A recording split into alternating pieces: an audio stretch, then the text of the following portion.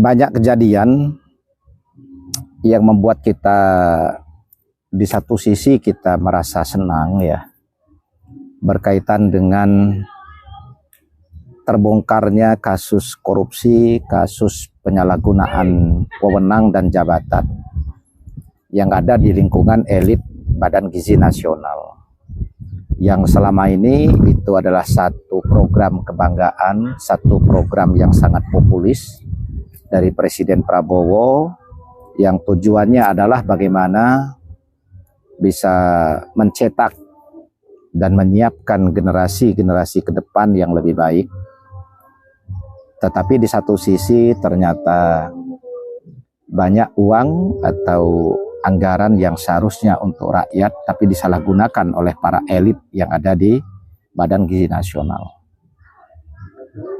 Banyak sorotan sebenarnya yang sudah dikritik oleh masyarakat atau masukan juga yang sudah dilaporkan kepada Presiden. Tapi kan saat itu Presiden mungkin masih berpikir positif ya, dan masih berharap adanya satu perubahan.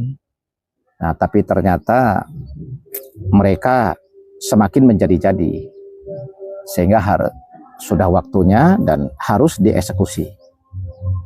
Nah, dan masyarakat di satu sisi merasa senang, merasa puas, di mana proses penegakan hukum yang dilakukan itu sudah tidak pandang bulu, tidak tebang pilih, sekalipun itu orang-orang yang dekat di lingkaran kekuasaan. Kalau dia menyalahgunakan wewenang dan jabatan, ya tetap dieksekusi. Begitu juga dengan Wakil Menteri Imigrasi ya.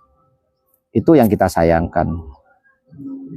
Di satu sisi dia adalah salah satu putra terbaik bangsa, punya prestasi dengan jabatan-jabatan sebelumnya yang cukup mentereng, yaitu dia pernah menjadi Dirut Krakatau Steel dan membenahi manajerial di Krakatau Steel, pernah menjadi direktur di Pindad ya, dan beberapa jabatan yang lain yang sangat strategis. Tetapi akhirnya dia tergoda pada saat menjadi wamen di imigrasi, padahal dia pernah menjadi dirjen.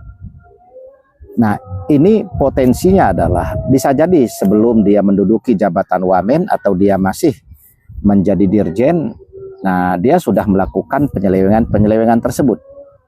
Ataukah pada saat itu dia belum tergoda, baru di saat dia jadi wamen baru dia tergoda. Tapi yang jelas kita bahagia karena akhirnya mereka bisa tertangkap dan dieksekusi oleh aparat penegak hukum.